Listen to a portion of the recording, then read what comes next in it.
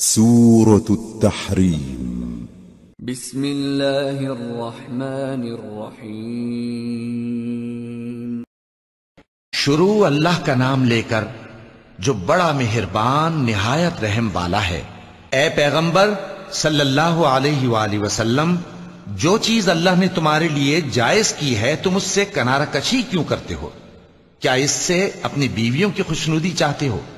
اور اللہ بخشنے والا ہے، مہربان ہے. اللہ نے تم لوگوں کے لیے تمہاری قسموں کا کفارہ مقرر کر دیا ہے، اور اللہ ہی تمہارا کارساز ہے، اور وہ دانا ہے، حکمت والا ہے.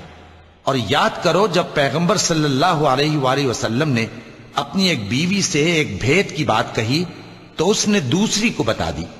پھر جب اس نے اس کو ظاہر کر دیا اور اللہ نے اس حال سے پیغمبر صلی اللہ علیہ وآلہ وسلم کو آگاہ کر دیا تو پیغمبر صلی اللہ علیہ وآلہ وسلم نے ان بیوی کو وہ بات کچھ تو جتائی اور کچھ نہ بتائی. سو جب وہ بات ان کو بتائی تو وہ پوچھنے لگیں کہ آپ کو یہ کس نے بتایا؟ فرمایا کہ مجھے اس نے بتایا ہے جو سب کچھ جاننے والا ہے، خبردار ہے. اگر تم دونوں اللہ کے آگے توبہ کرو تو بہتر ہے، کیونکہ تمہارے دل مائل ہو ہی گئے ہیں. اور اگر پیغمبر صلی اللہ علیہ وآلہ وسلم کے خلاف باہم اعانت کرو گی تو اللہ اور جبریل اور نیک کردار مسلمان ان کے حامی اور دوستدار ہیں، اور ان کے علاوہ سب فرشتے بھی مددگار ہیں. اے ازواج نبی، اگر پیغمبر صلی اللہ علیہ وآلہ وسلم تم کو طلاق دے دیں تو عجب نہیں کہ ان کا پروردگار تمہارے بدلے ان کو تم سے بہتر بیویاں دے دے، مسلمان، ایمان والیاں، فرما بردار، توبہ کرنے والیاں، عبادت گزار، روزہ رکھنے والیاں، شادی شدہ اور کنواریاں. مومنوں، اپنے آپ کو اور اپنے اہل و عیال کو اس آگ سے بچاؤ جس کا ایندھن آدمی اور پتھر ہوں گے، اور جس پر تند خو اور سخت گیر فرشتے مقرر ہیں. وہ کسی حکم کی جو اللہ ان کو دیتا ہے نافرمانی نہیں کرتے، اور جو حکم ان کو ملتا ہے اسے بجا لاتے ہیں. کافروں، آج بہانے مت بناؤ، جو عمل تم کیا کرتے تھے انہی کا تم کو بدلہ دیا جائے گا. مومنوں، اللہ کے آگے صاف دل سے توبہ کرو، امید ہے کہ وہ تمہارے گناہ تم سے دور کر دے گا اور تم کو جنتوں میں جن کے نیچے نہریں بہ رہی ہیں داخل کرے گا.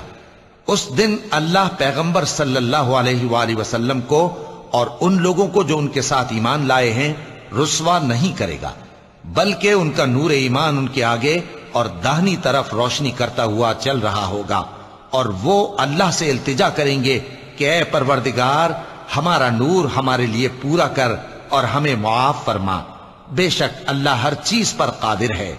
اے پیغمبر صلی اللہ علیہ وآلہ وسلم، کافروں اور منافقوں سے جہاد کرو اور ان پر سختی کرو، اور ان کا ٹھکانہ دوزخ ہے اور وہ بہت بری جگہ ہے. اللہ نے کافروں کے لیے نوح کی بیوی اور لوط کی بیوی کی مثال بیان فرمائی ہے. یہ دونوں ہمارے دو نیک بندوں کے گھر میں تھیں، اور دونوں نے ان سے خیانت کی تو وہ اللہ کے مقابلے میں ان عورتوں کے کچھ بھی کام نہ آئے. اور ان کو حکم دیا گیا کہ دوسرے داخل ہونے والوں کے ساتھ تم بھی دوزخ میں داخل ہو جاؤ. اور مومنوں کے لیے ایک مثال تو فرعون کی بیوی کی بیان فرمائی کہ اس نے اللہ سے التجا کی کہ اے میرے پروردگار، میرے لیے بہشت میں اپنے پاس ایک گھر بنا اور مجھے فرعون اور اس کے عمل سے نجات بخش اور ظالم لوگوں سے مجھ کو چھڑا لے. اور دوسری مثال عمران کی بیٹی مریم کی، جنہوں نے اپنی عزت و ناموس کو محفوظ رکھا تو ہم نے اس میں اپنی روح پھونک دی، اور وہ اپنے پروردگار کے کلام اور اس کی کتابوں کو برحق سمجھتی تھیں، اور وہ فرما برداروں میں سے تھیں.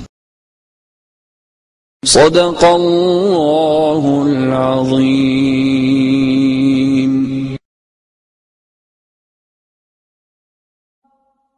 حی علی الفلاح.